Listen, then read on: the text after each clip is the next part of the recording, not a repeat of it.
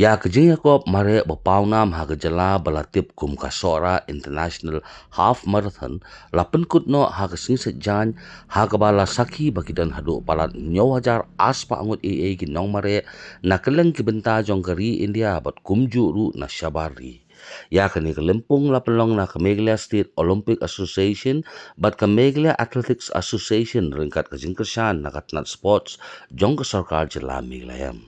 Kindiat laban ong ru bakinong mare ke jela kilapin I ya ke jingla ke jongki da kabayo ban kini lang ha ke top 10 don ru kinong mare ke belayo ban kini lang wat ya ke khusnam ladu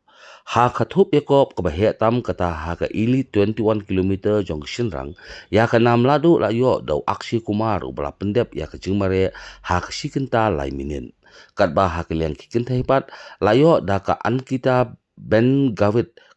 ha ka thup mare tang na ka benta ki nong Meglia ha ka thup 8 kilometer hi u kresta jun pathau la yo ya ka nam ladu da ka ba pendep ha ki sikenta san minute 8 second kat ba ha ki liang ki kentai pat ya ka nam ladu la yo da ka pernai kendai ka wala pendep ha po ka sikenta 8 minute life nyo second haba pai sya kamare 10 kilometer u Muhammad Alim ulalong uladu na kisenrang ha ka thup kiba ha ka thup kharphasnam haduk saupusnam kat ba ha keleng kikinthei la yo daka ibandari sisa ki wanyang menta usnam kila donru ki kerdan yakob na ka benda ki bala saupho hadu sanpho hadu sanpho khandai snam bat ki balan rupho snam seneng ha ka yakob mare 10 kilometer